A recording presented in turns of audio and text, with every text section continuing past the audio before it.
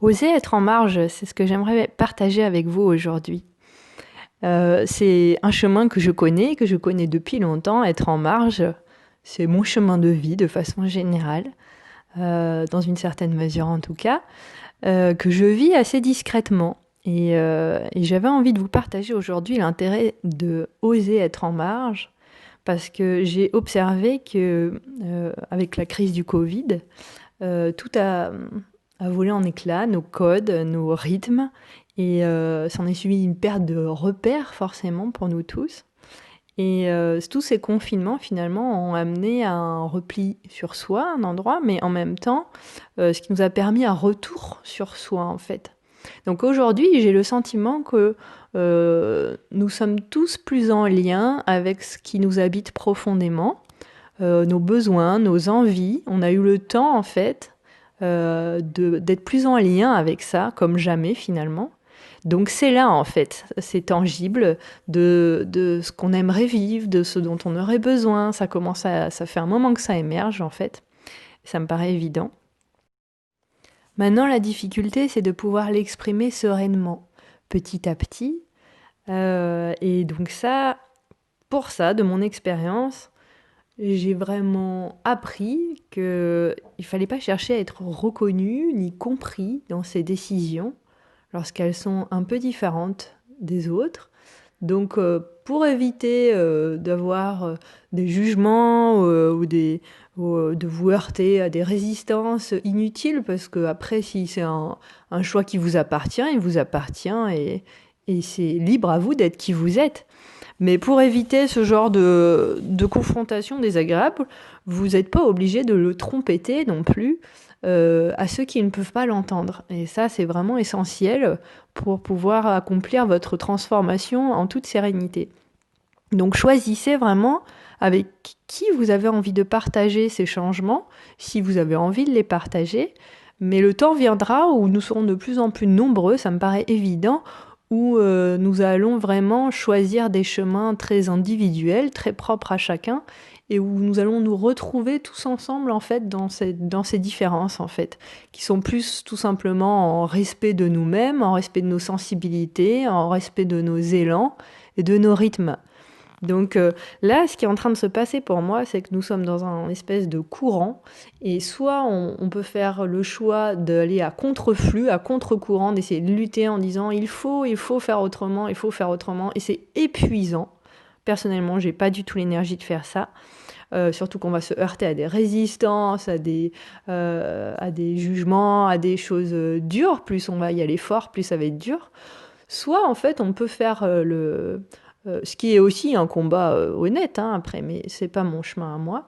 En tout cas, soit on peut aussi décider de faire un pas de plus vers l'extérieur de ce courant en fait. C'est-à-dire qu'il faut imaginer une rivière et puis petit à petit, on va sortir de cette rivière, on va s'approcher du rivage pour pouvoir voilà, se mettre en marge de la rivière, pour pouvoir sortir progressivement de la rivière et éventuellement en trouver une autre. Parce que effectivement, d'être dans une rivière, ça porte aussi. Ça donne de la force, ça donne de la puissance pour avancer.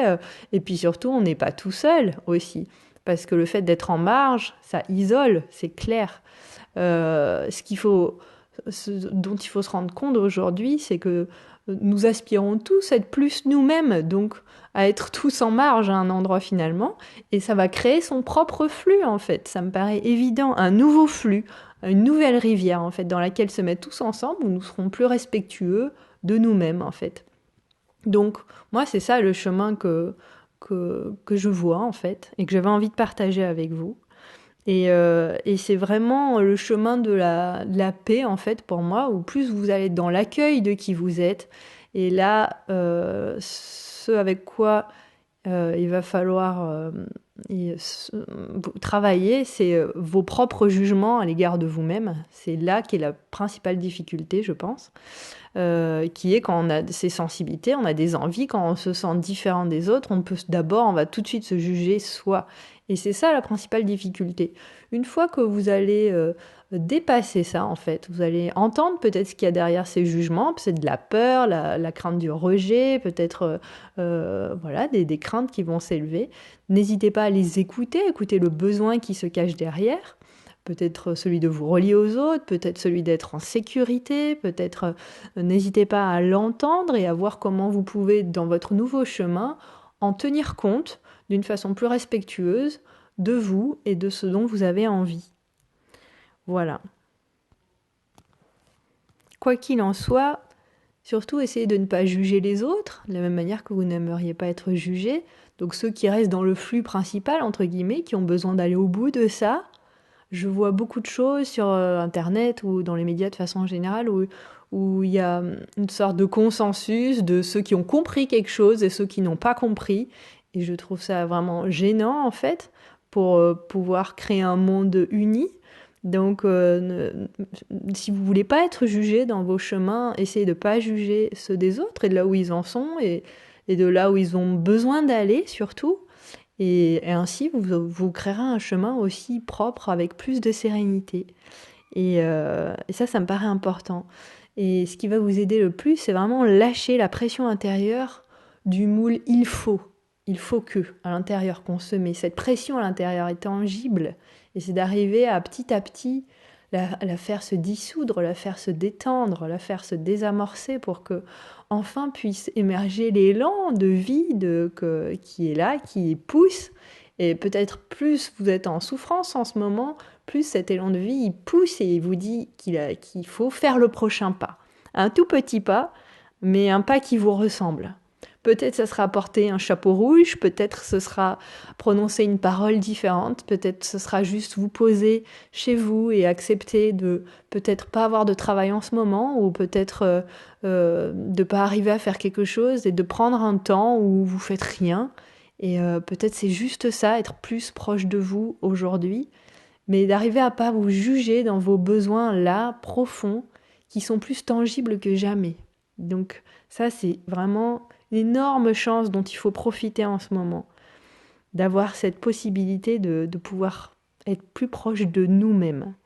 Donc c'est le moment de l'honorer, là c'est le début 2021, et ce que je peux vous souhaiter de plus, c'est de vous honorer un peu plus vous-même chaque jour, et de pas oublier que vous avez toujours le choix à chaque instant d'être un petit peu plus vous-même, un petit peu plus vous-même, et petit à petit, dans le courant principal, d'aller un petit peu plus vers la marge, un peu plus sur le côté pour pouvoir sortir de ce flux-là et aller grossir le flux d'après du monde nouveau qui vient, où on est plus dans le respect de nous, dans le respect de nos rythmes, dans le respect de nos sensibilités artistiques, émotionnelles, d'empathie. Et ce chemin, nous y aspirons tous, plus ou moins fort, mais plus c'est fort, plus allez-y. Voilà, je vous souhaite une belle année, un bon début d'année et une belle journée. C'était Elisabeth de ducoeuraucorps.fr.